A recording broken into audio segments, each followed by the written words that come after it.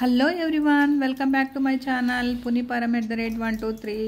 So ఈరోజు అయితే మీకు ఒక టిప్ చెప్దాం అనుకుంటున్నాను. చూస్తున్నారు కదా, ఈ టిప్ ఆల్రెడీ తెలిసే ఉంటుంది, తెలియని వాళ్ళ కోసం అయితే చెప్తున్నాను. సో రాగి పాత్రలు ఎలా క్లీన్ చేయాలి, ఈజీగా ఎలా క్లీన్ చేయాలి, ఈజీగా అండ్ తక్కువ ఖర్చుతో ఎలా క్లీన్ చేయాలి చెప్దాం అనుకుంటున్నాను. దీనికైతే సాల్ట్, ఇలా చూడండి, ఇది నిమ్మకాయ. ఈ నిమ్మ చెక్క ఏంటంటే మనకి ఈ నిమ్మకాయలు సగం పాడైపోయినా వేస్ట్ అయి పాడేయడానికి రెడీగా ఉన్న ఆ నిమ్మకాయ కూడా యూజ్ చేయొచ్చు మనం. సో ఇలా నిమ్మకాయని ఇలా హాఫ్ కట్ చేసి ఇలా సాల్ట్లో పెట్టేసి ఇలా రాగి పాత్ర మనం ఇలా క్లీన్ చేసామనుకోండి, సేమ్ మనం కొన్నప్పుడు ఎలా ఉన్నాయో సేమ్ అలాగే ఉంటాయి.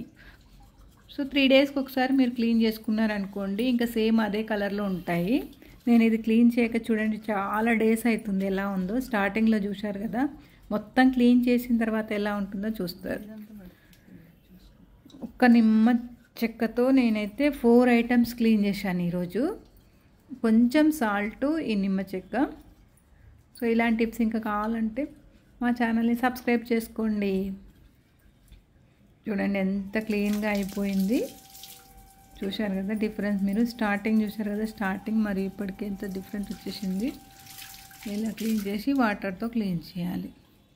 సో ఇలా అయిపోయింది చూడండి.